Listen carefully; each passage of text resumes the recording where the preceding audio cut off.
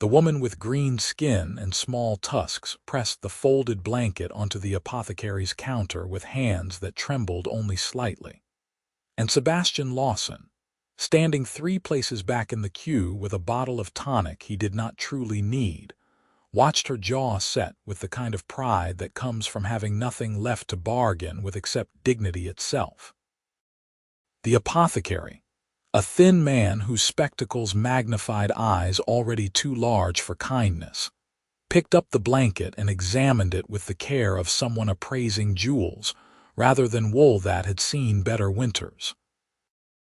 The orc woman stood perfectly still, her pointed ears angled forward, her breathing measured as though she could control even her body's need for air. She wore a dress that had been mended so many times the original fabric seemed more suggestion than certainty, and her boots, visible beneath the frayed hem, were wrapped with cloth at the toes where the leather had given up entirely. "It's good wool," she said, and her voice carried neither pleading nor aggression, only fact. "Thick weave. No moths. It will keep someone warm through the cold months." The apothecary set the blanket down and reached beneath his counter, producing a small glass bottle filled with amber liquid. "This is feverfew tincture, strengthened with willow bark extract. 2 drops in warm water, 3 times daily until the fever breaks. The blanket is worth perhaps 4 bottles. I'll give you 6 and call us even for the generosity of quick transaction." The orc woman's shoulders lowered by perhaps an inch, the only sign that she had been holding tension there. 6 bottles. Yes, thank you." Sebastian watched her take the bottles, watched her tuck them into a canvas sack that hung across her body, watched her turn and walk past the queue without meeting anyone's eyes. The door closed behind her with a soft chime, and the line shuffled forward. An elderly woman ahead of Sebastian muttered something about orcs and charity and the world going strange, but he did not catch all of it and found he did not particularly want to. When his turn came, Sebastian set the tonic on the counter and said, "The woman who just left, the orc." "What was the medicine for?" The apothecary's magnified eyes blinked slowly. "I don't discuss my customers' private affairs." "Of course not," Sebastian said, smiling in the way that had always made people trust him without quite knowing why. "I only wondered if the illness was serious." "Feverfew and willow bark, that's for sustained fever, isn't it? Not just a day or 2 of sniffles." The apothecary's mouth pressed into a line. "The child has been sick for a week. The mother came 3 days ago asking prices. Today she came with payment. That's all I know and all I'll say." "Will you be taking the tonic or not?" Sebastian placed a coin on the counter. "I'll take it, and I'll take whatever information you have about where that woman lives." "I don't give out that sort of thing." Sebastian placed another coin beside the first, then a third. The apothecary's hand moved over them like a spider testing a web, and then the coins disappeared. "She's camped in the old ferryman place, about 2 miles east along the river road. The house burned down 5 years back, but the barn still stands. That's where the orcs squat when they come through town. Now get out, I've got other customers." Sebastian took his tonic and left. Outside, the autumn air had turned crisp, the kind of weather that promised frost before morning. The town of Millhaven sat in a valley where 3 trade roads converged, which made it prosperous enough to have an apothecary and 2 inns, but not so prosperous that people forgot to mind their neighbor's business. Sebastian had lived here for 3 years, ever since he had sold his father's shipping concern in the capital, and decided that wealth without purpose was just elaborate poverty dressed in silk. He had bought a house on the north side of town, a sturdy 2-story place with 6 rooms and a garden that grew beans and carrots without much coaxing. He had filled it with furniture that served its function and books that he actually read, and he had lived there in a contentment that felt, if not quite like happiness, then at least like its cousin. He had no wife, no children, no parents left living, and no particular ambition beyond waking each day without dread. It was, he had thought, enough. But now he stood in the street with a bottle of tonic he did not need, and the image of an orc woman trading her last warmth for her child's health. And the contentment felt suddenly thin, like paper over a window that only looked solid until you pressed against it. He walked to the land office first. Mr. Grendel, the land agent, was a round man with a round face and round spectacles, and he looked up from his ledgers with the expression of someone who expected nothing interesting to ever happen again. "Mr. Lawson, what can I do for you today?" "I want to sell my house," Sebastian said. Mr. Grendel's pen paused above the ledger. "Sell it? But you've only owned it 3 years. Has something gone wrong with the property, structural issues, drainage problems?" "Nothing's wrong with it. I simply want to sell it. Quickly, if possible." "Quickly," Mr. Grendel repeated, as though tasting the word and finding it strange. "Well, there's old Bartholomew Weston who's been looking for a place since his daughter married and moved out. He's got money from the mill contracts. But a quick sale, you understand, that means you won't get full value. He'll negotiate down, knowing you're eager." "I don't care about full value. Arrange it today if you can. I'll take whatever he offers within reason." Mr. Grendel set his pen down entirely. "Mr. Lawson, forgive me, but are you in some kind of trouble? Debts? Legal matters?" Sebastian smiled, and he knew it was the smile that made people think he was not quite serious about anything, the smile that had served him well in negotiations and poorly in love. "No trouble at all. I've simply realized I don't need a house that size. Too many empty rooms, too much echo." "Well," Mr. Grendel said slowly, "if you're certain, I can send word to Weston today. He's eager enough that he might come by this evening to view it, and if he likes what he sees, we could have papers drawn up by tomorrow afternoon." "Perfect," Sebastian said. "Send word." He left the land office and walked back through town, past the blacksmith shop where the ringing of hammer on anvil provided rhythm to the afternoon, past the general store where sacks of grain sat stacked like patient sentries, past the inn where the sign creaked in the slight breeze. He walked until he reached the river road, and then he followed it east. The ferryman place announced itself through absence. Where a house had once stood, there was now only a stone foundation filled with charred timbers and the ghosts of walls. But the barn, set back from the road and built of sturdier stuff, remained intact. Its roof sagged in the middle like a weary back, but it kept out the rain, and smoke rose from a small opening near the peak, suggesting someone had made a fire inside. Sebastian approached slowly, making no effort to hide his footsteps. Startling people who had reason to be wary was a good way to get hurt, and he had no desire to test whether orc mothers were as dangerous as the stories claimed. "Hello," he called when he was still 20 feet from the barn door.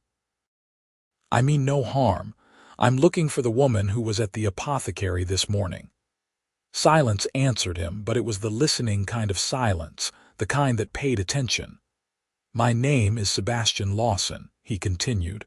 "I'm not here to cause trouble, I only want to talk."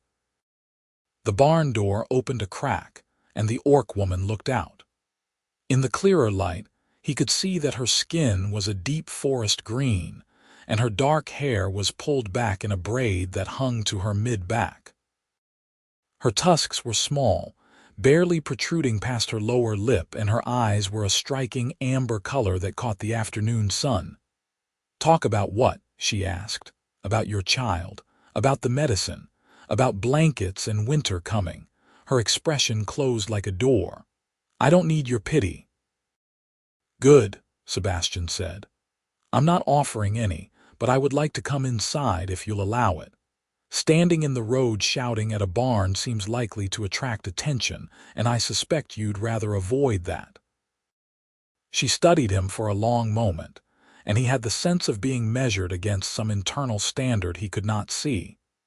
Then she pulled the door wider and stepped back. The barn's interior smelled of old hay and wood smoke and sickness.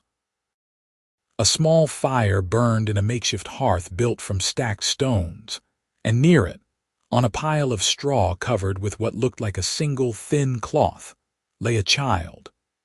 The child was small, perhaps 4 or 5 years old, with the same green skin as the mother but a rounder face and larger eyes. Those eyes were closed now, and the child's breathing came quick and shallow. "This is Jorah," the orc woman said, gesturing to the child. "I'm Jessa Crane. Now you know our names and you've seen inside our home. What do you want?" Sebastian crouched beside the child, careful not to touch. "When did the fever start?" 8 days ago. It was just sniffles at first, then it got worse." Jessa's voice remained steady, but her hands twisted together at her waist. "The medicine will help.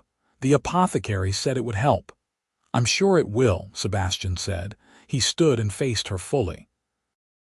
"But medicine is only part of it. She needs warmth, good food, rest without worry, and you need those things too, or you'll get sick yourself, and then where will she be?" Jessa's jaw tightened. "We've survived worse. We'll survive this." "I don't doubt your ability to survive," Sebastian said. "But survival and health are not the same thing, and I'm not here to debate your capabilities. I'm here to make you an offer. I don't take charity. It's not charity. It's a trade, just like you made at the apothecary. You had something of value, you exchanged it for something you needed more. I'm proposing the same." Jessa crossed her arms. "What could you possibly want from me?" "Nothing at this exact moment," Sebastian admitted. "But I'm about to have a sum of money and no particular place to live. You're about to have winter and no particular way to stay warm. It seems to me that those two problems could solve each other if we're both willing to be practical." "You're talking in riddles."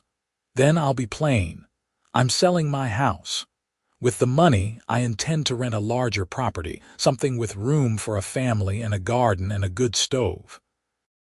I'll stock it with food and fuel, and I'll hire a physician to check on your daughter regularly until she's well. In exchange, you'll keep the house running. Cooking, cleaning, maintenance, whatever needs doing. You'll earn your keep, and I'll have a comfortable place to live. We both benefit." Jessa stared at him as though he had begun speaking in a foreign language. "You would sell your house, to rent a different house, for an orc woman and her sick child. That's the general idea, yes. Why?"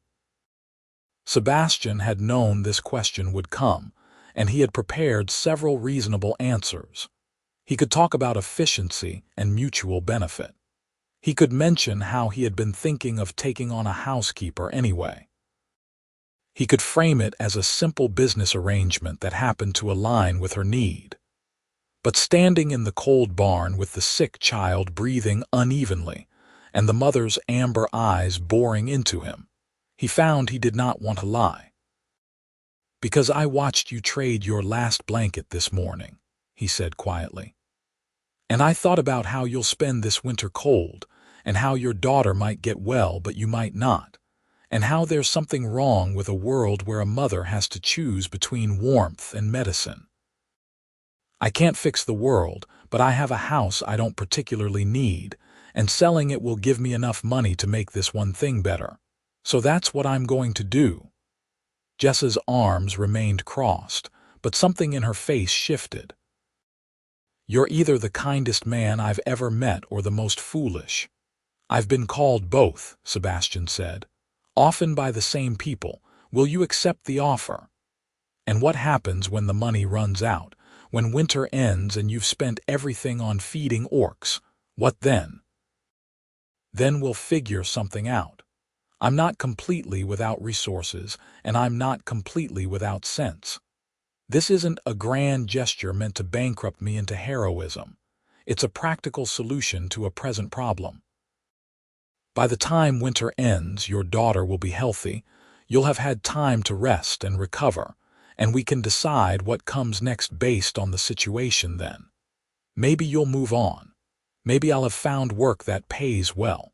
Maybe we'll have become friends and want to continue the arrangement. I don't know, but I know that right now, today, this is the right thing to do.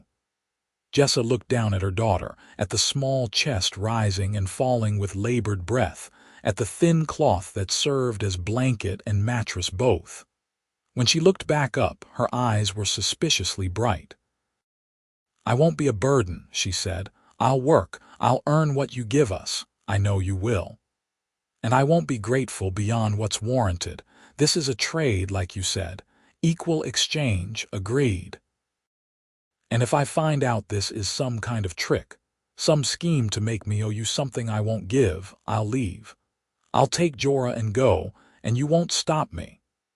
Sebastian met her eyes and saw the fear beneath the pride, the desperation beneath the strength. "If this ever feels like a trap, you leave. No questions asked, no pursuit given. You have my word." Jessa breathed out slowly. "Then I accept.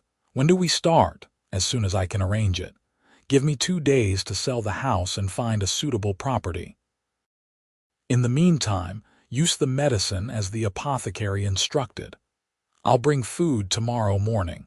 Is there anything Jorah particularly likes to eat?" "She likes apples," Jessa said softly, "and bread with honey, but she hasn't had much appetite lately. I'll bring both. And soup, something mild for an upset stomach. And tea if you drink it." "I drink it." Sebastian nodded and turned to leave, but Jessa's voice stopped him at the door.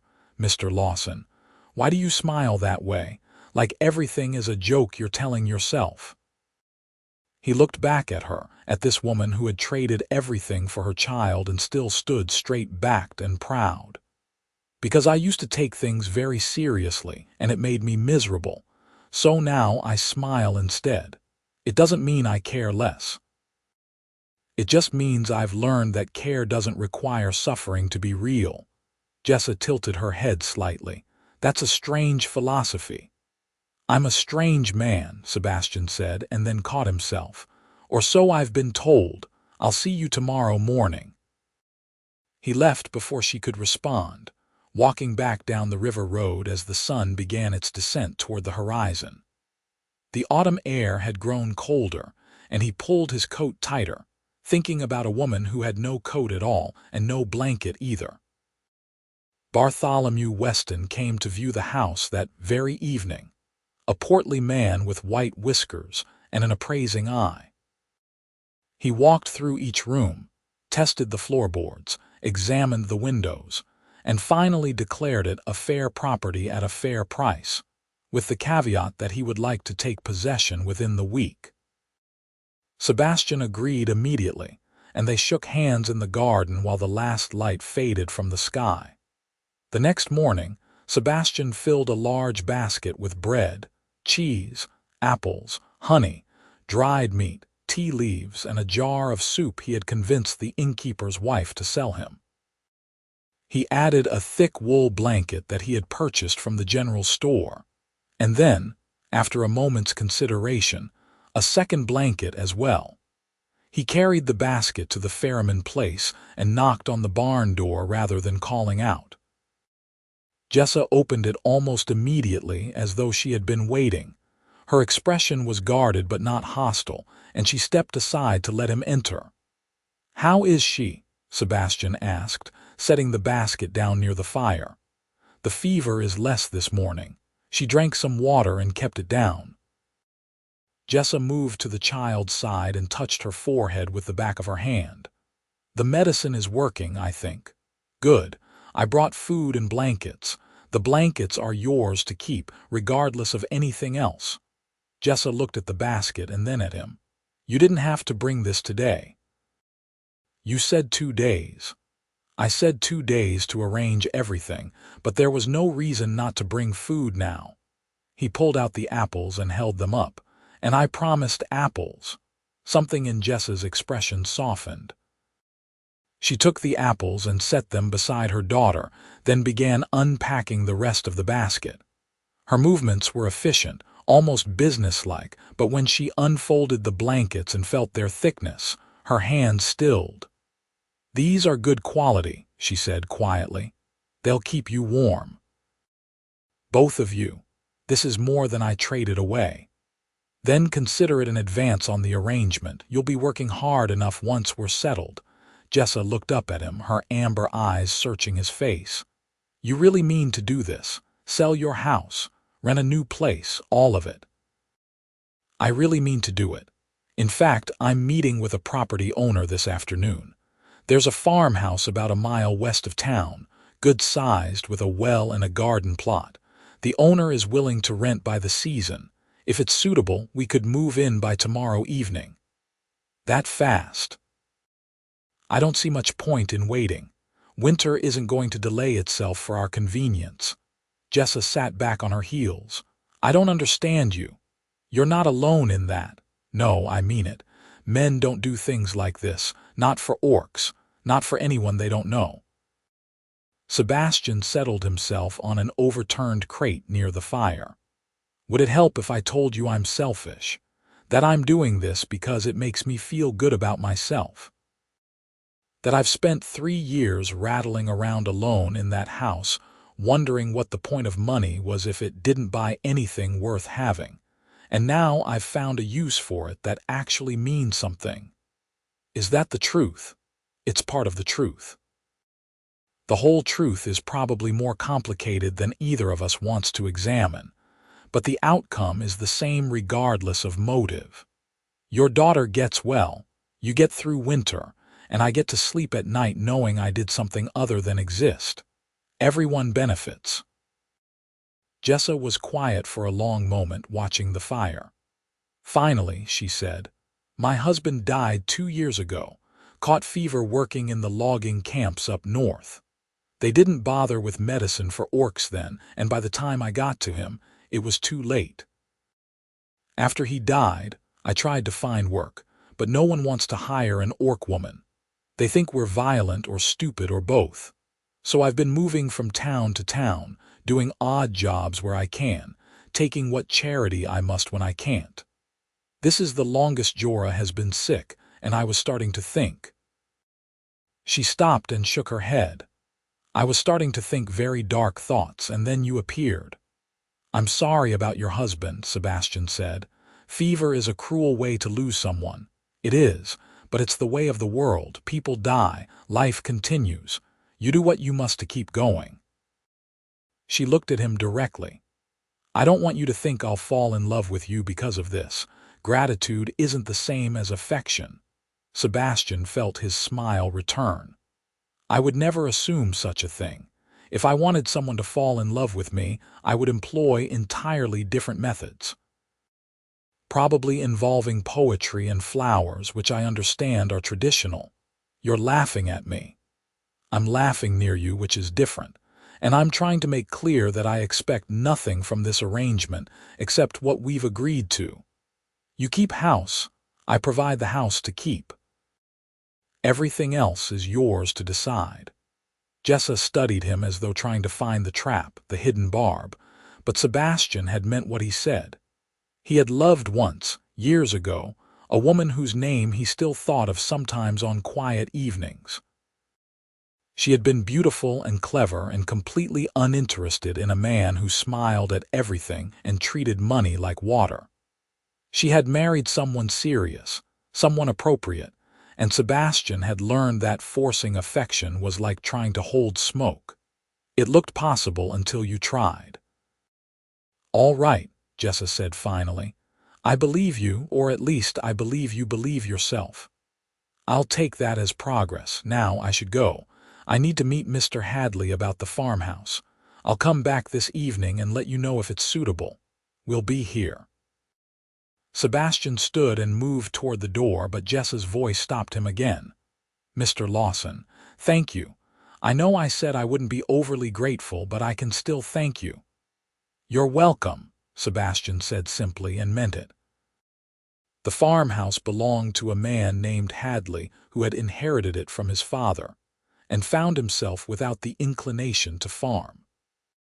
It sat on 5 acres of land that had gone mostly to wildflowers and grass, with a sturdy barn, a well that ran clear, and a house that boasted 8 rooms, a good stone fireplace, and windows that closed tight against the cold. Sebastian walked through it with Mr. Hadley at his elbow, pointing out features like the root cellar and the new roof and the stone foundation that would never rot. The rent was reasonable, payable quarterly, and Sebastian agreed to it without negotiation. "I'll need it starting tomorrow," Sebastian said, "and I'll be bringing in a housekeeper and her child. They're orcs, if that matters to you." Mr. Hadley's eyebrows rose. "Orcs living here? Is that a problem?" "Well, I won't say I'm thrilled about it. Orcs have a reputation." "So do humans," Sebastian said mildly. "Often a worse one in my experience. The woman in question is hardworking and honest. She'll take good care of the property." Mr. Hadley scratched his chin.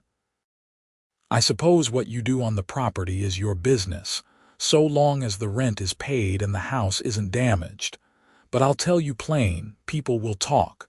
People always talk. I try not to let it dictate my decisions."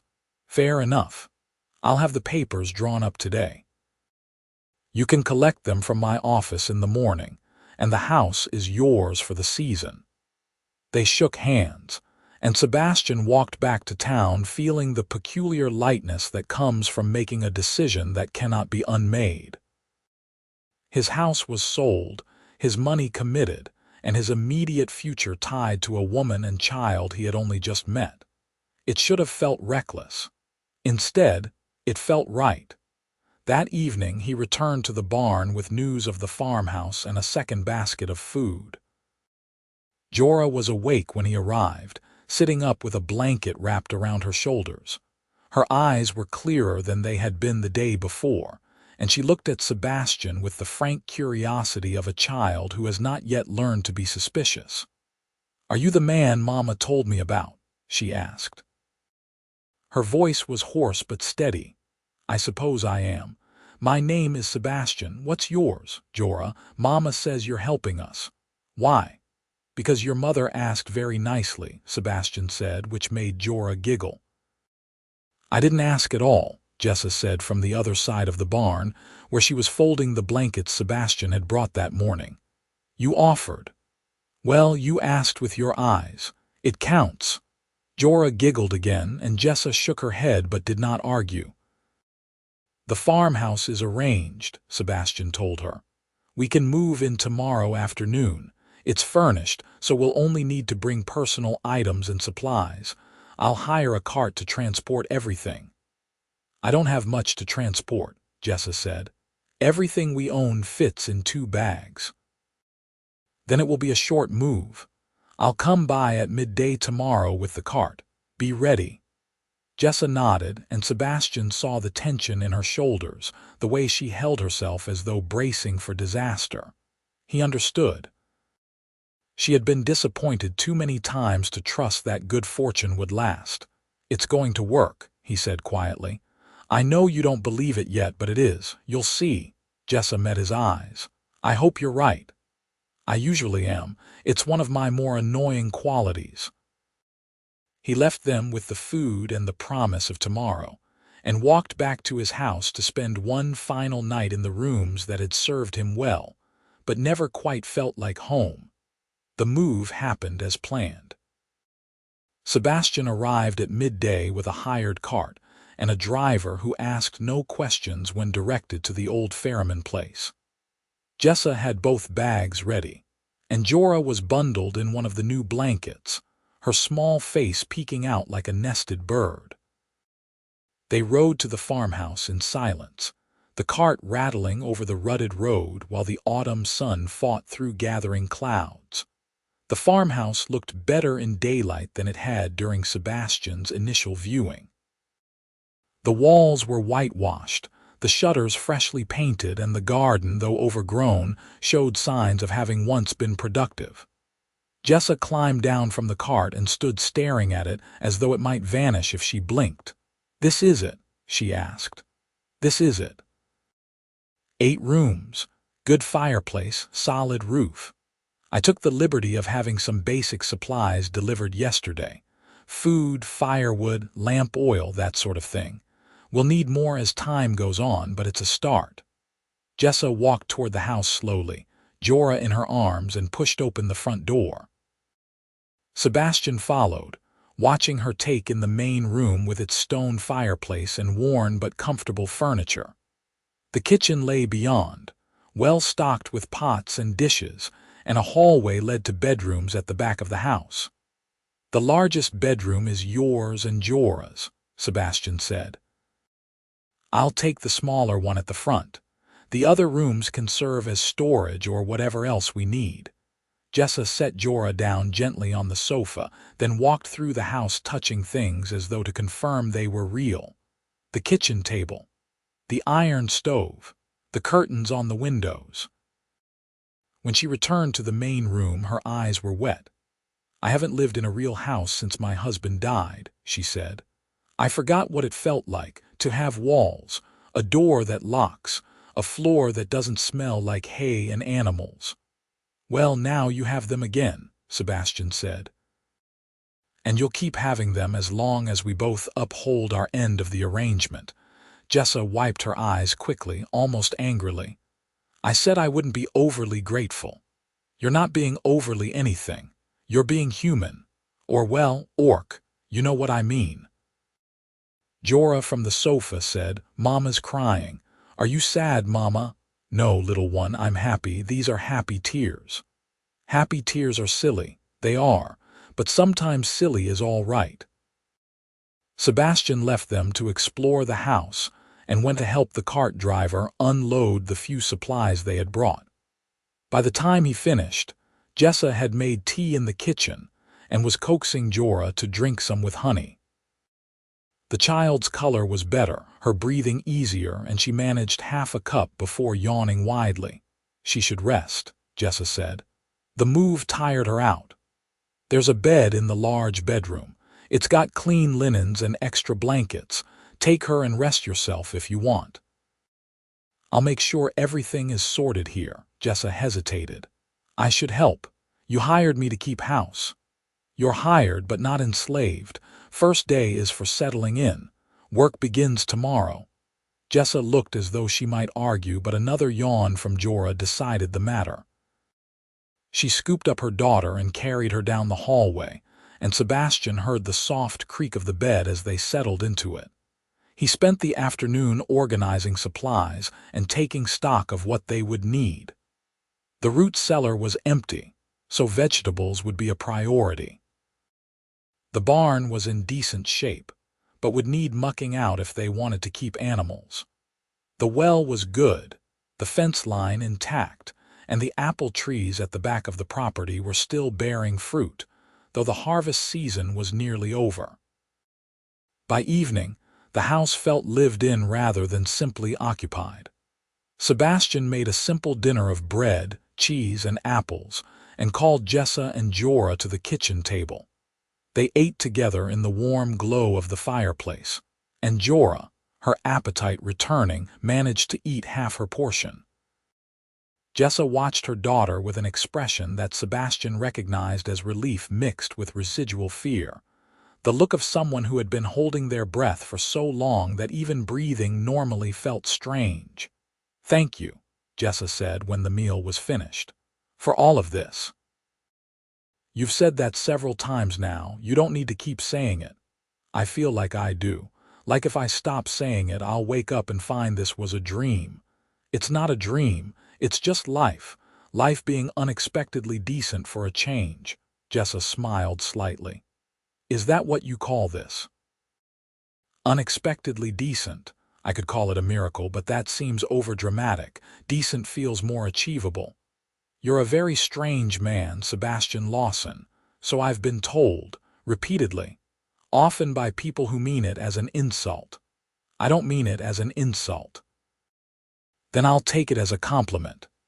They cleaned up the dinner together, and Jessa put Jorah to bed in the large bedroom. When she returned to the main room, Sebastian was sitting by the fire with a book he had brought from his old house, one of the few possessions he had bothered to keep. "What are you reading?" Jessa asked. "Philosophy, specifically essays on the nature of happiness and whether it's achievable through wealth." "And what does the philosopher conclude?" "That it's not." Which I could have told him without the 10,000 words of explanation, but I suppose that wouldn't have made for much of a book. Jessa sat in the chair across from him. "You said before that you used to take things very seriously. What changed?" Sebastian closed the book and set it aside. "I had everything I thought I wanted. Money, property, status. My father built a successful business, and I inherited it along with all the expectations that came with it. I worked hard, made good decisions, increased profits. I was admired and envied in equal measure, and I was completely miserable. Why? Because none of it meant anything. I was building wealth for the sake of building wealth, impressing people I didn't particularly like, and ignoring the fact that every day felt like walking through fog. So one day I stopped. I sold the business, took my share, and left. I came here because it was far away and quiet, and I've been trying to figure out what actually matters ever since." "And have you figured it out?" "I'm getting closer. Turns out it's not philosophy books. It's things like watching a sick child eat an apple, or seeing someone cry because they have walls again. That seems to matter more than anything I did in the previous 30 years combined." Jessa was quiet for a moment. "I think you're the first human I've met who talks like that." "Like what?" "Like kindness is practical instead of sentimental. Like helping someone is just good sense rather than sacrifice." "It is good sense. You'll see. You're going to keep this house running better than I ever could on my own, and I'm going to live more comfortably for it. Everyone wins." "I hope so. I've had enough losing for a lifetime." "Then we'll make sure this is a winning streak, starting with getting through winter." They sat in comfortable silence until the fire burned low, and then Jessa excused herself to check on Jorah. Sebastian remained by the fire, watching the embers glow, and felt something in his chest that might have been contentment or might have been hope. He was not quite sure which, and decided it did not particularly matter. The days that followed fell into a rhythm that felt both strange and natural. Jessa took to her role as housekeeper with the efficiency of someone determined to prove her worth. She cooked meals that were simple but hearty, cleaned the house until it shone, and managed the household supplies with a care born of having done without for too long. Jorah's health improved steadily, the fever breaking completely within the week, and soon she was well enough to explore the farmhouse and yard with the boundless energy of a child who had been confined too long. Sebastian, for his part, found himself with more free time than he had anticipated. He spent it reading, walking the property, and occasionally going into town for supplies. It was on one of these trips, about 2 weeks after they had moved into the farmhouse, that he first encountered the resistance. He was at the general store, purchasing flour and salt, when Mr. Brennan, who owned the store, leaned over the counter and said in a low voice, "Is it true you're living with an orc family out at the Hadley place?" "It's true that I've rented the Hadley place and employed an orc woman as my housekeeper. Her daughter lives with her naturally." "Why do you ask?" Mr. Brennan's expression was difficult to read. "Just seems unusual is all. People are talking. People always talk. I try not to let it concern me." "Well, you might want to be concerned about this. There's some folks saying you've been swindled, that the orc woman tricked you somehow, got you to give up your house and your money." Sebastian felt a flicker of irritation, but kept his voice even. "I sold my house of my own free will, and I'm spending my money as I see fit. There's no swindle involved." "That's not how Mrs. Fletcher tells it. She says the orc woman must have done something. Put a spell on you, maybe, or used some kind of charm. Mrs. Fletcher is welcome to her opinions, however misinformed. I assure you my decisions are entirely my own. Mr. Brennan held up his hands. I'm just telling you what's being said. Thought you'd want to know. Sebastian paid for his purchases and left, but the conversation lingered in his mind like a sour taste. He had expected some resistance, some disapproval, but he had not anticipated being cast as a victim in need of rescue from his own choices. When he returned to the farmhouse, Jessa was in the garden, harvesting the last of the squash before the first hard frost. She looked up as he approached, and whatever she saw in his face made her straighten. "What happened?" she asked. "Nothing important, just small-town gossip. About us." "About me, technically. Apparently some people think you've put a spell on me and I'm not in my right mind." Jessa's expression went carefully blank. "What did you tell them?" "That my decisions are my own and they can think what they like, which is the truth. But it will cause problems." "For you, let it. I'm not interested in living my life according to what people find acceptable." Jessa set down the squash she had been holding. "Sebastian, I appreciate what you've done, what you're doing. But if this is going to damage your reputation, your standing in the community, maybe we should reconsider." "Reconsider what? The arrangement, the housing. Winter is coming, Jessa. Where would you go?" "I don't know. Somewhere. We've managed before." "Barely. You were living in a barn and trading your last possessions for medicine. That's not managing. That's surviving by a thread. And I won't allow you to go back to that just because some bored gossips need something to talk about. It's not just gossip. If people think I've tricked you, they'll treat me worse than they already do, and they'll treat you like a fool. Then they'll be wrong on both counts. You've tricked no one and I'm no fool. Let them think what they like. It doesn't change the facts." Jessa looked at him with something between frustration and admiration. "You're stubborn." "I prefer determined. It sounds more noble." "You're stubborn and determined and entirely too casual about things that matter. Because if I took them seriously, I'd be angry, and anger is exhausting. I'd rather spend my energy on better things." Jessa shook her head but did not argue further. They carried the squash inside together, and Sebastian let the matter drop. But over the following days, it became clear that the gossip was not going to fade quietly. Mr. Hadley appeared at the farmhouse one afternoon, his expression apologetic but firm. "Mr. Lawson, I've had some concerns raised about the property, about who you're housing here. The Orc woman and her child. We discussed this when I rented the house." "We did, but I didn't realize it would cause quite so much talk. I've had people telling me I'm enabling something improper, that you've been taken advantage of." Sebastian felt his patience wearing thin. "Mr. Hadley, with all due respect, the people talking are not paying your rent. I am. And I'm fulfilling every term of our agreement. What I choose to do within the property is my business. I understand that, but the talk is affecting my reputation too. People are starting to say I'm complicit in whatever they think is happening here." "Then tell them the truth. That you rented a house to a tenant in good standing, and what he does with it is his concern." Mr. Hadley shifted uncomfortably. "I'm not asking you to leave. I'm just asking you to be aware of how this looks. I'm aware. I simply don't care. Now, if there's nothing else, I have things to attend to."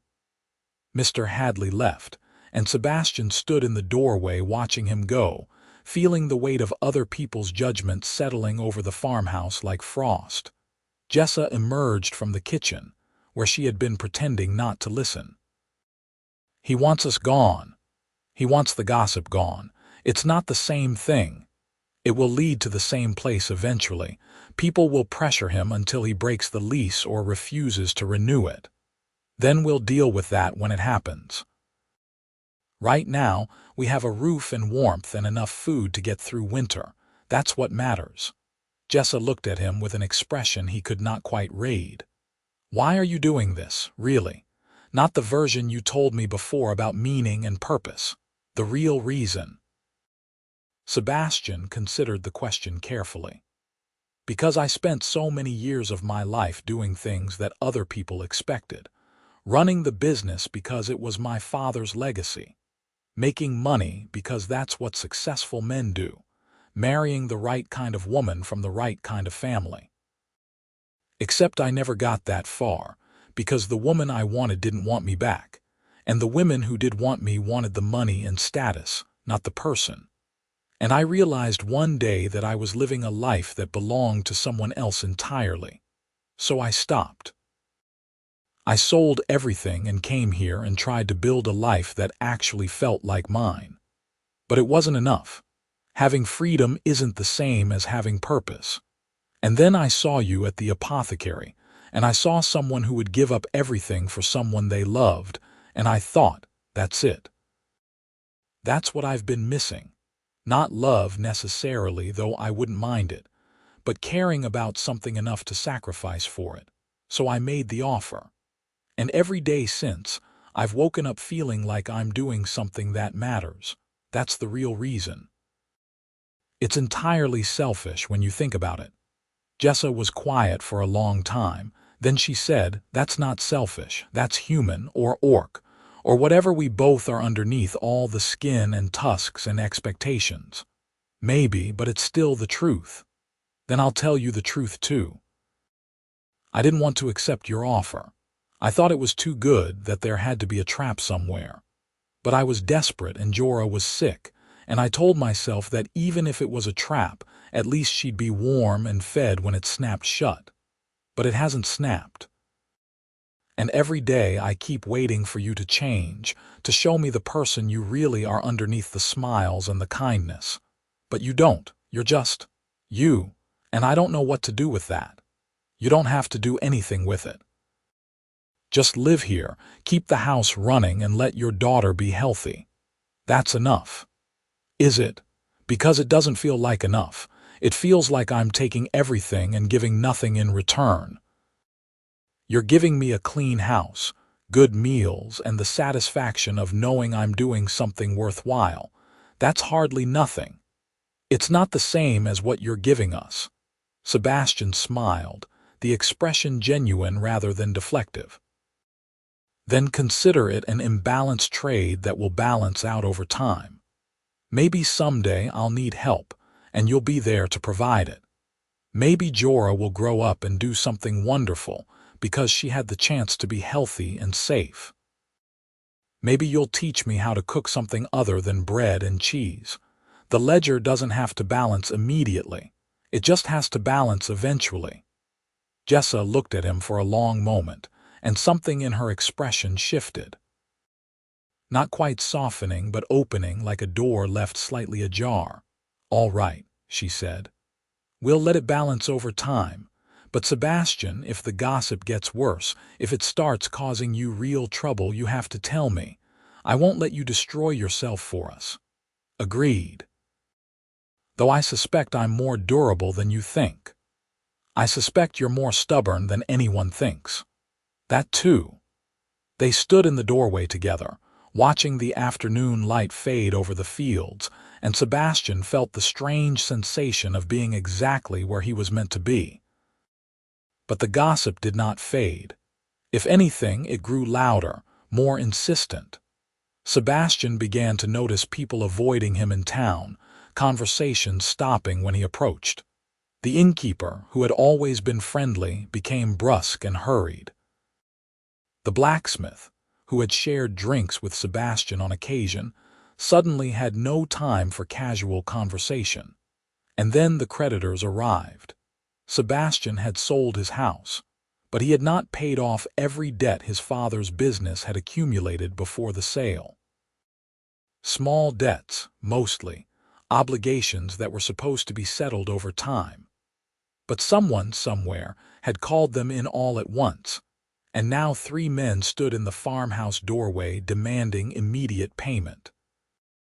The leader, a thin man with a pinched face and papers in his hand, said, "Mr. Lawson, you owe my client 400 silver marks. Payment is due immediately." Sebastian, who had been reading by the fire, set his book aside. The payment schedule was agreed upon 2 years ago. "I've been making regular installments. The schedule has been revised. Full payment is now required." "On what grounds?" "On the grounds that your financial situation has changed.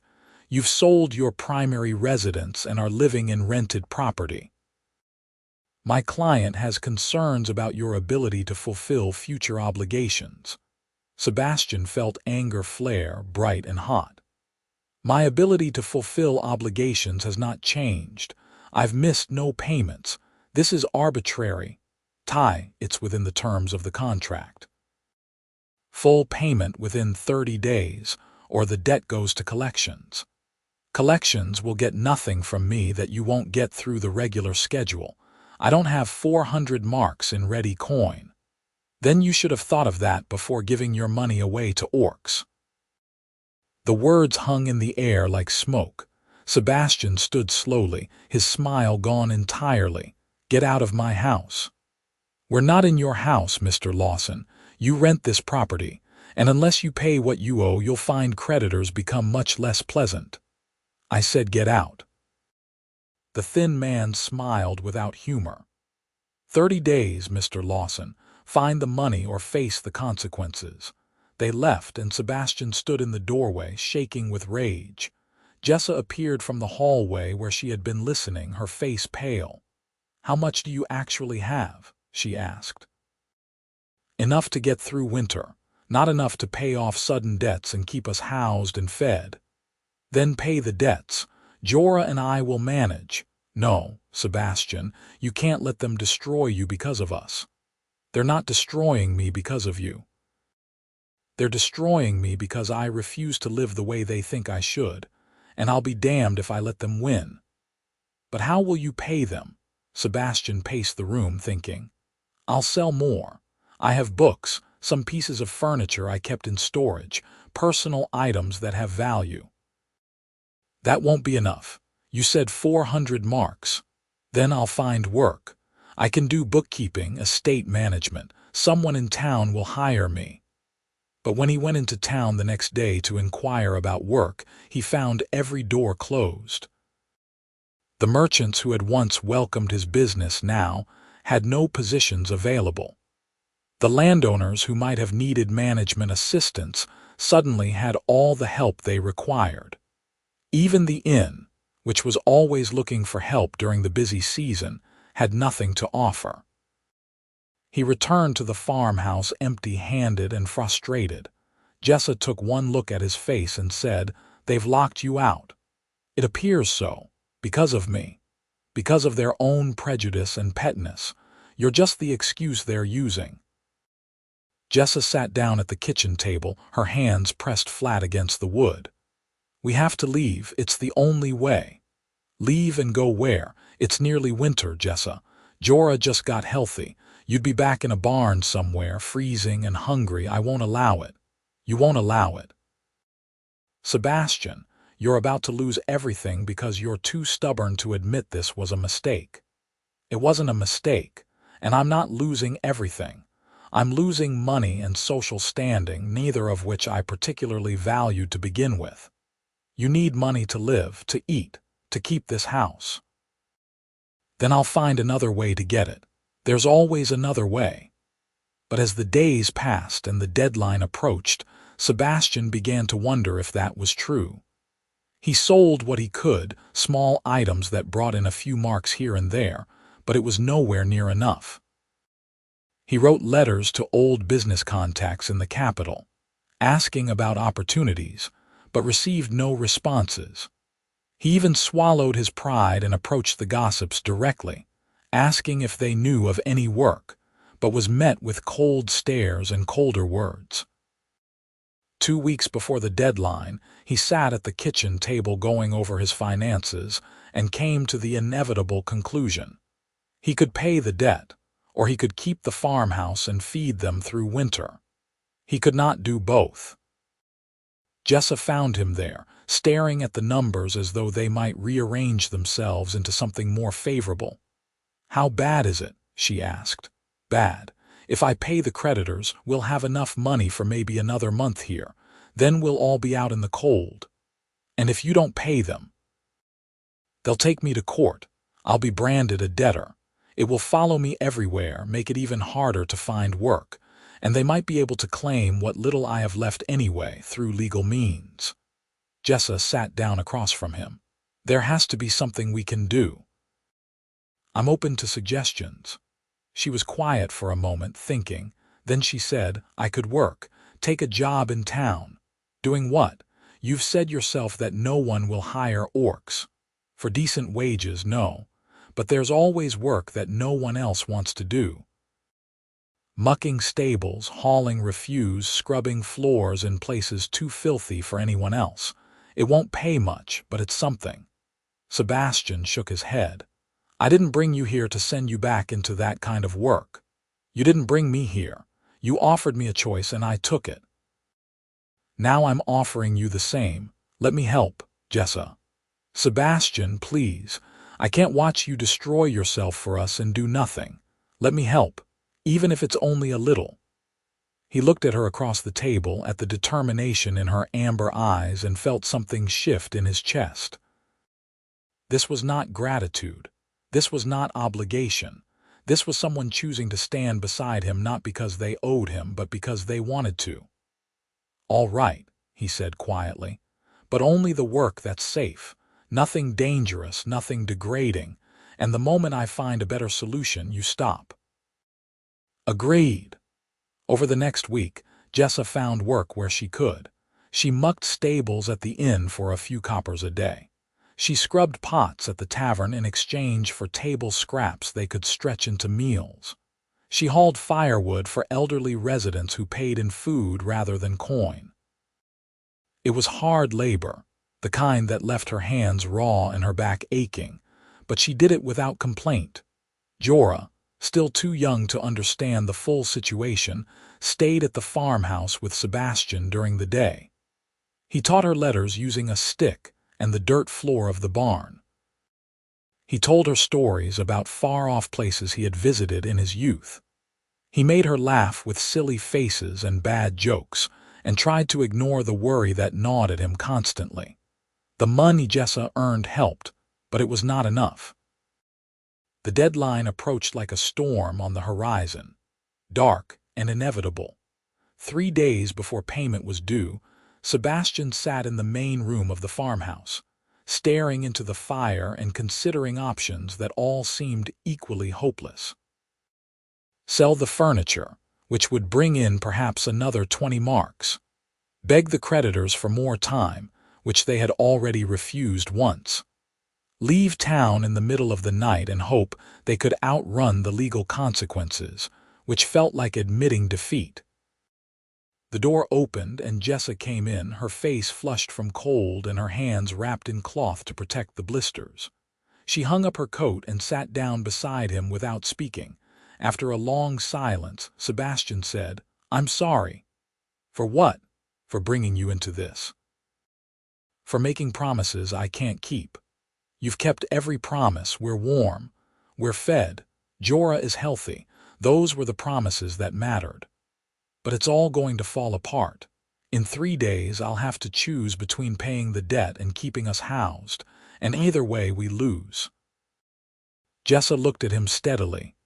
"Then we lose together, and we figure out what comes next together. You're not alone in this, Sebastian. Not anymore." Sebastian felt something break inside him, some wall he had been holding up through sheer will. "I don't know what comes next. I've tried everything I can think of and nothing has worked.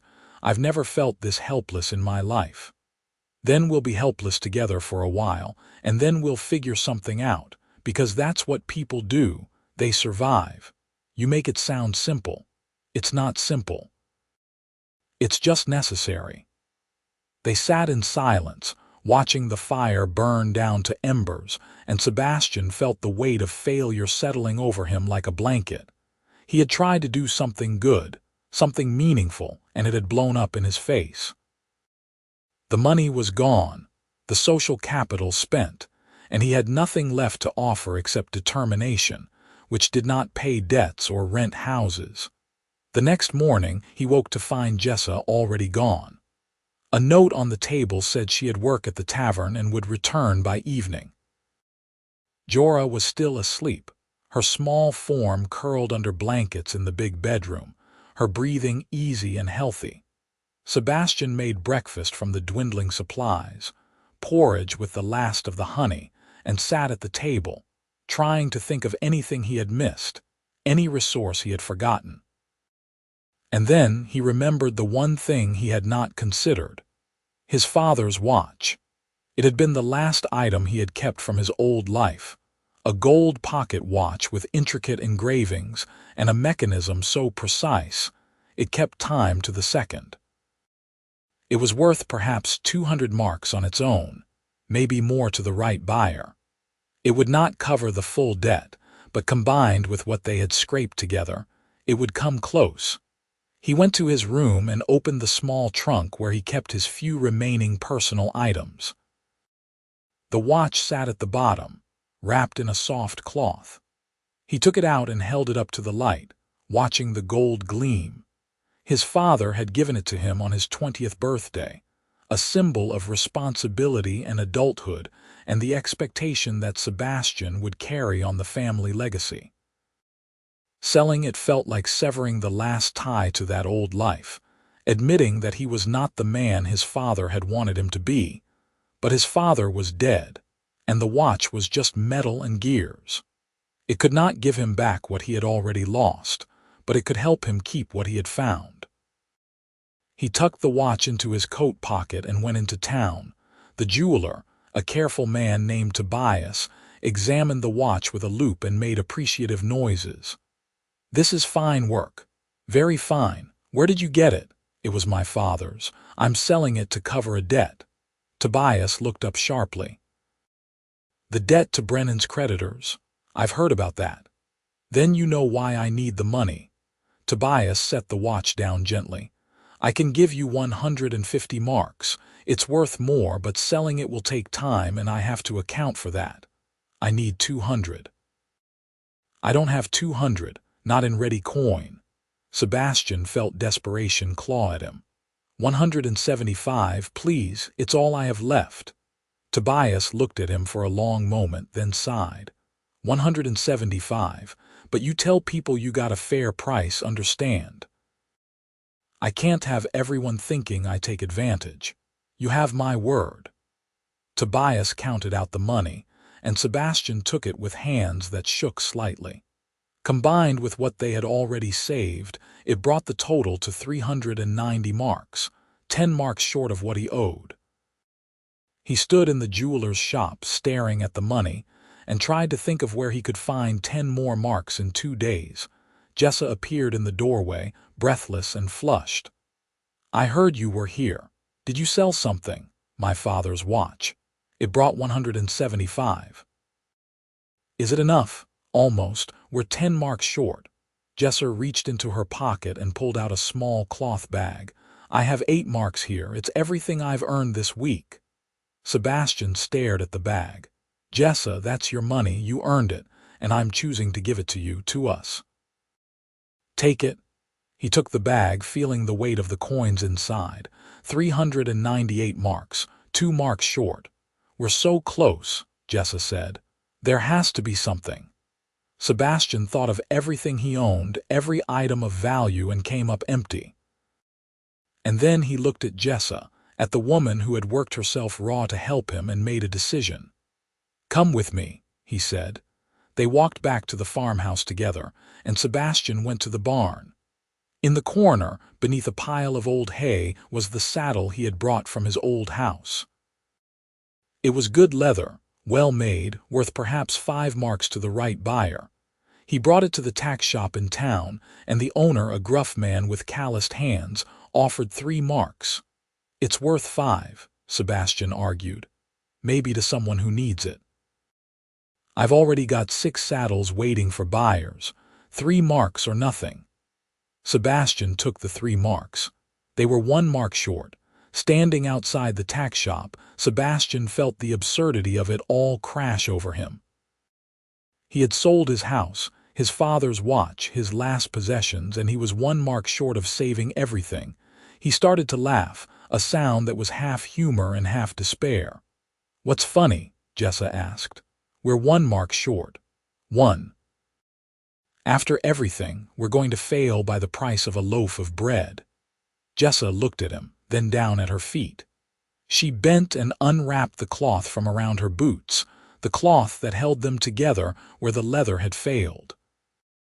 Beneath the cloth was a small copper coin, one she had been keeping for emergencies. She held it out. "It's 1/2 mark," she said. "It's all I have hidden." Sebastian looked at the coin, then at her face, and something in him broke and rebuilt itself all at once. "Keep it," he said.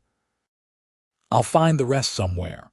But before he could turn away, a voice called out from across the street, "Mr. Lawson. A word, if you please." Sebastian turned to see Mr. Hadley approaching, his expression serious. "Mr. Hadley, if you're here to discuss the rent, I'm aware it's due soon." "I'll have it. That's not why I'm here. I've heard about your situation with the creditors. The whole town's heard, honestly, and I've heard what you've been doing to try to meet the debt. Then you know I'm doing everything I can. I do. And I've also heard what your housekeeper has been doing. The orc woman. Jessa, is it?" Jessa stiffened beside Sebastian. "What about it?" "I've heard she's been working every job she can find, giving you every copper she earns. That takes loyalty, the kind you don't buy or fake." Mr. Hadley reached into his coat and pulled out several coins. "I'm not a rich man, but I can spare 1 mark or 2 for someone who's trying this hard. Call it goodwill, or investment in the community, or whatever makes you feel all right about taking it." He held out 2 marks. Sebastian stared at the coins, his throat tight. "Mr. Hadley, I can't take your money." "You're not taking it, I'm giving it. There's a difference. Now take the marks and pay your debt, and let's not speak of it again." Sebastian took the coins, his hand closing around them. "Thank you." "I don't know what else to say." "Don't say anything. Just keep being the kind of man who sells his house for people who need help. The town could use more of those." Mr. Hadley nodded to Jessa. "Madam, you take care of him. He's too decent for his own good." He walked away, and Sebastian stood holding the coins, feeling the weight of them like an anchor. "That's 400 marks, Jessa said quietly. "We have it. We actually have it. We do. Then let's go pay the debt before something else goes wrong." They went to the creditor's office, a small building on the edge of town where the thin man with the pinched face sat behind a desk piled with papers. He looked up as they entered, his expression smug. "Mr. Lawson." "Miss Crane, come to beg for more time." "No," Sebastian said. "Come to pay in full." He placed the 400 marks on the desk, counted out in neat stacks. The thin man's expression shifted from smug to surprised to irritated in rapid succession. "This is everything?" he asked. "Count it yourself if you don't believe me." The thin man counted slowly and carefully and finally nodded. "It's all here. I'll draw up a receipt." He did so with obvious reluctance, and Sebastian took the paper with a sense of relief so profound it made him dizzy. Outside, Jessa said, "We did it. We did. I can't believe we actually did it. Neither can I, if I'm being honest." They walked back to the farmhouse in silence, both too exhausted to speak. When they arrived, Jorah ran out to meet them, her face bright with the unself-conscious joy of a child who knew nothing of debts or creditors or near disasters. "Mama, Sebastian, I made pictures in the dirt. Come see." They went to see the pictures, elaborate stick figure drawings of people and animals and houses, and Sebastian felt something settle in his chest, something that might have been peace. That evening, after Jorah was asleep, Jessa and Sebastian sat by the fire again. The house was quiet except for the crackle of burning wood and the occasional creak of settling timber. I thought we were going to lose, Jessa said. Right up until Mr. Hadley gave you those marks, I thought we were going to lose everything. So did I, Sebastian admitted. I've never come that close to complete failure before. Does it change anything? How you feel about what you did? Sebastian considered the question. No, if anything, it makes me more certain. I gave up a lot, but I gained more. I know that sounds like empty philosophy, but it's true. What did you gain? Purpose, connection, the feeling that I'm part of something bigger than myself, and, he hesitated. Friendship, I think, if I'm not presuming too much.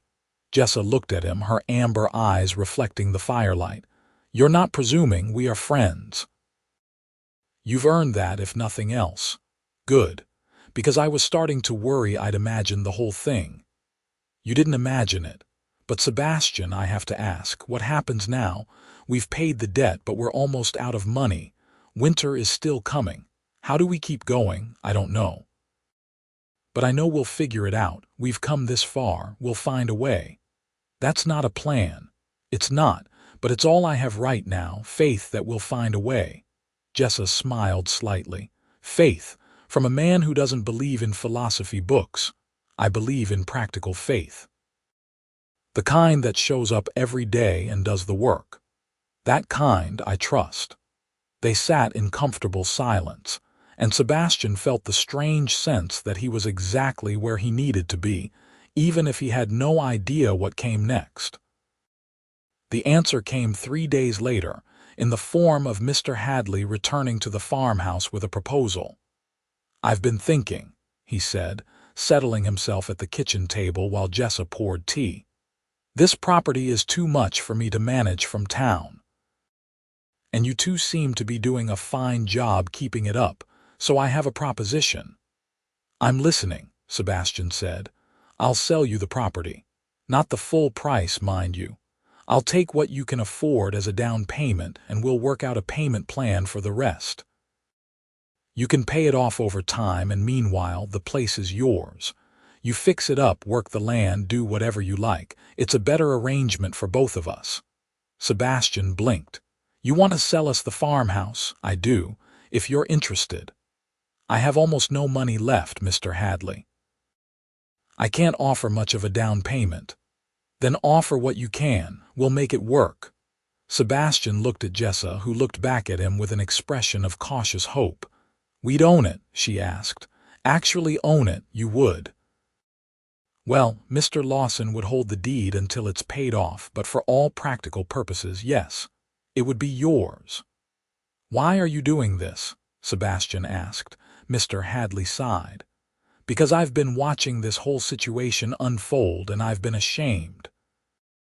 Ashamed of the town, ashamed of myself for caring what people thought. You did something decent, and everyone punished you for it. That's not right. So I'm trying to do something decent too, even if it's late. Will you accept? Sebastian felt emotion swell in his chest, too large for words. Yes. We'll accept, and thank you. For this and for the marks the other day. Don't thank me. Just make something good out of this place. That's all the thanks I need. They worked out the details over the next week. Sebastian had 70 marks left, which became the down payment. The remaining balance would be paid over 5 years, in installments small enough to be manageable. Mr. Hadley drew up the papers, and Sebastian signed them with hands that trembled slightly. It's done, Mr. Hadley said. The place is yours. Congratulations. Jessa, standing beside Sebastian, said quietly, We own a house. We do. I never thought I'd own a house again, not after everything, neither did I. But here we are. Mr. Hadley left them with the deed and a handshake, and Jessa and Sebastian stood in the main room of the farmhouse, looking at each other. So, Sebastian said, we're homeowners now. What do we do first? Fix the fence, Jessa said immediately, and replant the garden. And get chickens for eggs and maybe a goat for milk. That's a lot of work. It is, but we have time and we have help. She gestured to Jorah, who was playing with a doll made from corn husks. She'll grow up here in a real house with a real future. She will, and so will you. Jessa looked at him, and her expression was open in a way it had never been before. Sebastian, I need to tell you something. All right. When I first met you, I thought you were either a fool or a liar. No one gives up everything for strangers. No one acts without expecting something in return. But you did. You gave up your house, your money, your standing, and you asked for nothing except that I keep house and be honest. And I've been waiting for the other shoe to drop, for you to reveal what you really want. But it hasn't dropped. And I'm starting to think it never will. It won't, Sebastian said. I told you from the beginning what I wanted, purpose, connection, something worth doing, and I have all of that now. But you deserve more than just purpose. You deserve to be happy. I am happy. Happier than I've been in years. But are you happy because of what we've built here, or happy because you've convinced yourself this is enough? Sebastian thought about the question carefully. I'm happy because I wake up every morning knowing that what I do matters. That the work I do and the choices I make have real impact on real people. And I'm happy because I'm not alone. I have you and Jorah, and that's more than I ever had in my old life. Is it perfect? No. Is it enough? Yes. Absolutely yes. Jessa stepped closer to him. What if I wanted it to be more than enough?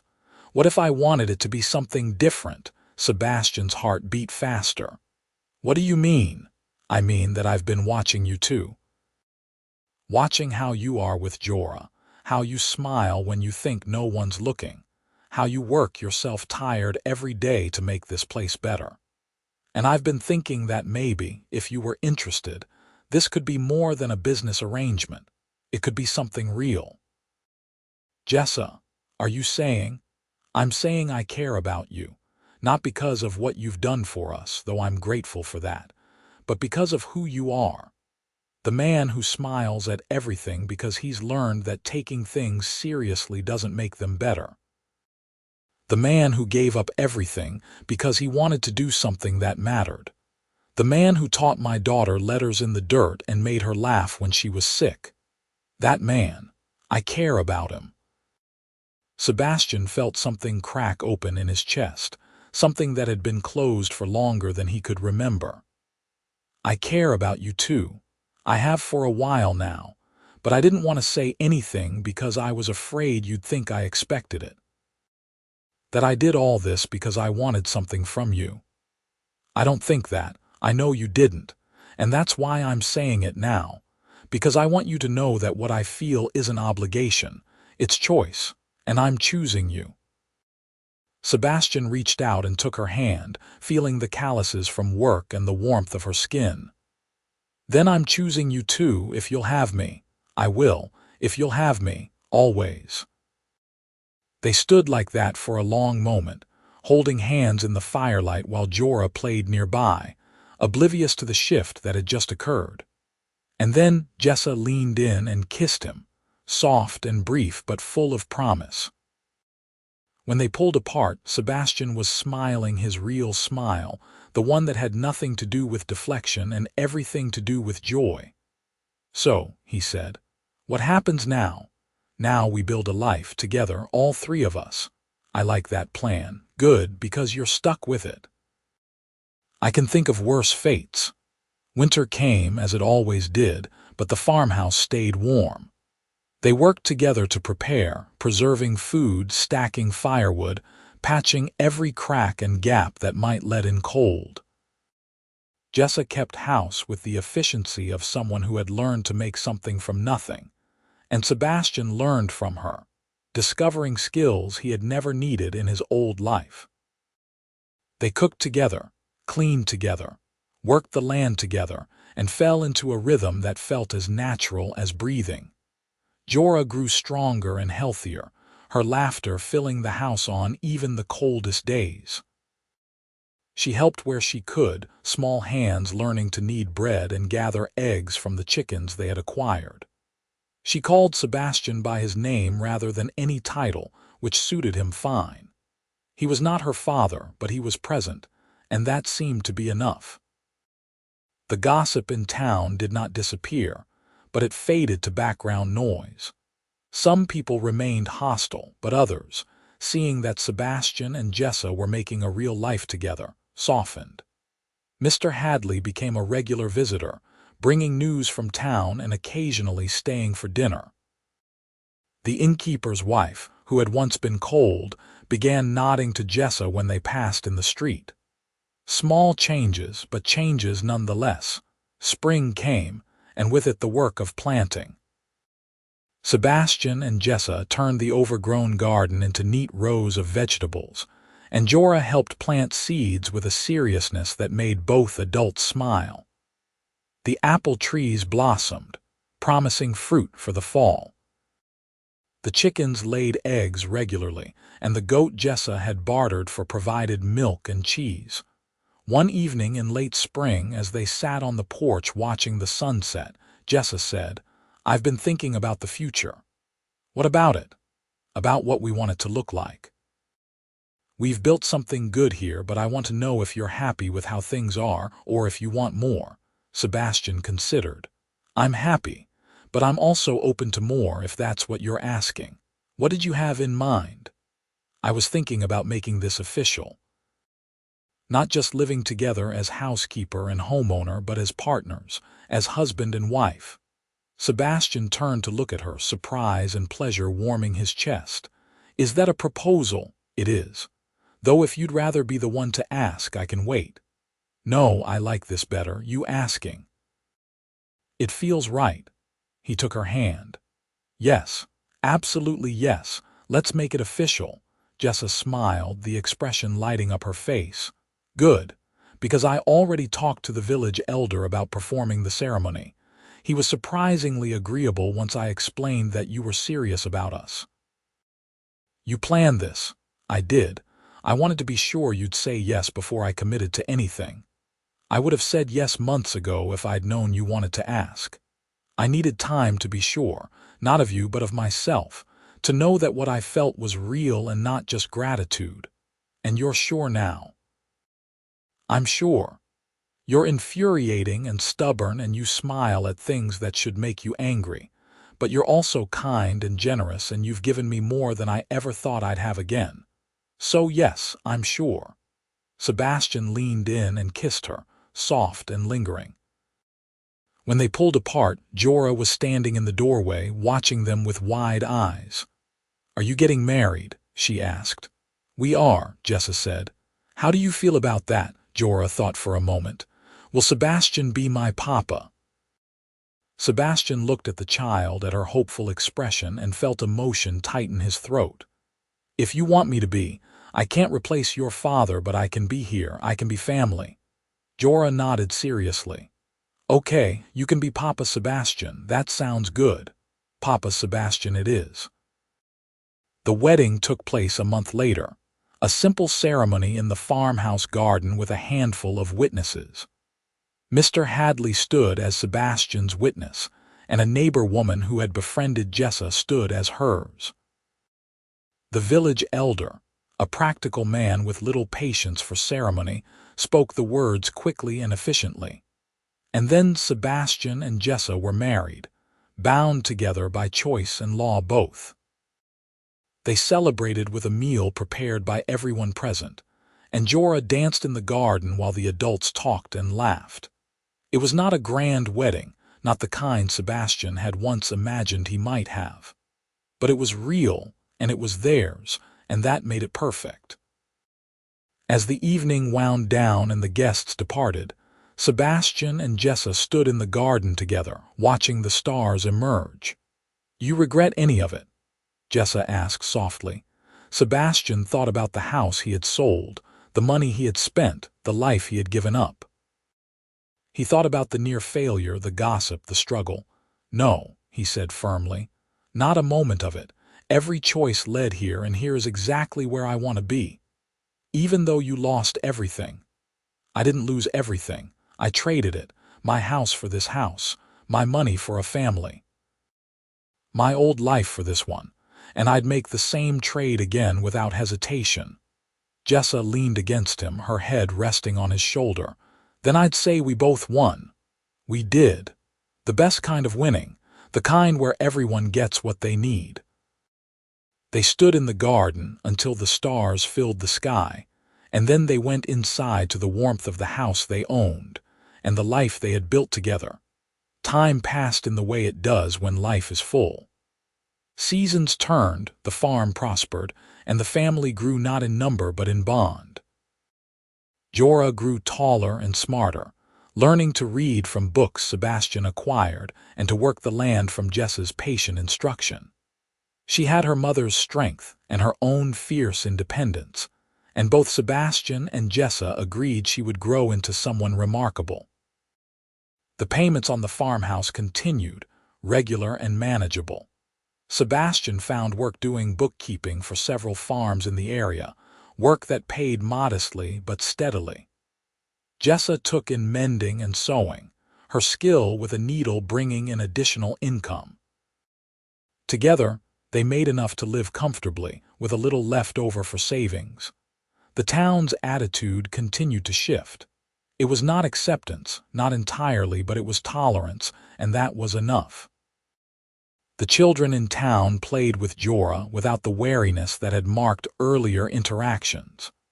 The merchants sold to Jessa without the suspicion that had once colored their transactions. And Sebastian found that people were willing to do business with him again, if not socially embrace him. 3 years after the wedding, on a spring morning when the apple trees were in full bloom, Jessa told Sebastian she was pregnant. He stared at her, processing the words, and then laughed with pure joy. "Are you sure?" "I'm sure. The midwife confirmed it yesterday." "That's wonderful." "Jorah will be so excited to have a sibling." "She will. Though I admit I'm nervous. It's been years since I had a baby and I'm older now. You'll be fine.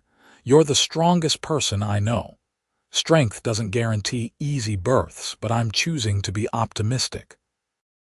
The pregnancy progressed without complication, and in the early days of winter, Jessa gave birth to a healthy boy. They named him Lucas, after Sebastian's father, a gesture that felt like honoring the past while embracing the future. Lucas had Sebastian's dark hair and Jessa's green skin, a blend of both parents that seemed to symbolize everything they had built together. Jorah took to being an older sister with enthusiasm, helping with the baby and declaring herself his protector. The farmhouse, which had once felt too large for 2 people, now felt perfectly sized for a family of 4. They filled it with laughter and noise and the everyday chaos of life with small children. 5 years after they had first moved into the farmhouse, Sebastian made the final payment on the property. Mr. Hadley came to the house to mark the occasion, bringing the deed and a bottle of wine he had been saving for something special. "Congratulations," he said, handing the deed to Sebastian. "The house is yours, fully and completely." Sebastian took the deed, feeling the weight of it, and then handed it to Jessa. "Ours," he corrected. "It's ours." Jessa took the deed, her eyes bright. "We own it. No more payments, no more debt. Just ours." "Just yours," Mr. Hadley agreed. "And you've done well with it. The place looks better than it ever did when my father owned it." They drank the wine and toasted to ownership and hard work and the strange paths life could take. And when Mr. Hadley left, Sebastian and Jessa stood in the main room of their house, the deed between them, and looked at each other. "We did it," Jessa said. "Everything you said would happen happened." "Not everything. I said we'd figure it out. We did better than that.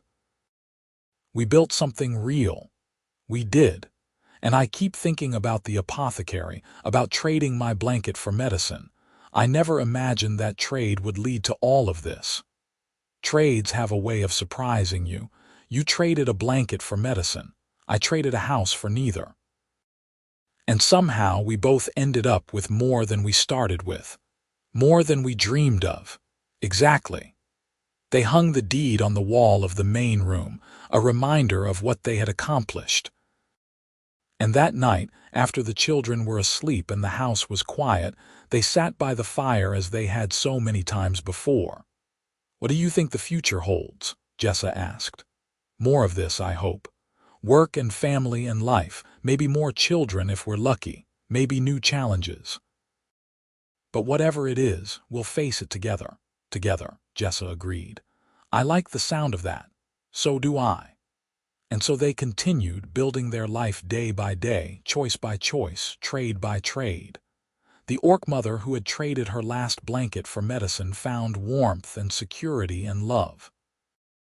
The man who had traded his house for neither found purpose and family, and a reason to wake up smiling every morning. In the end, they both got exactly what they needed, even if it was not what they had been looking for. And that, more than anything else, was the best kind of trade there was.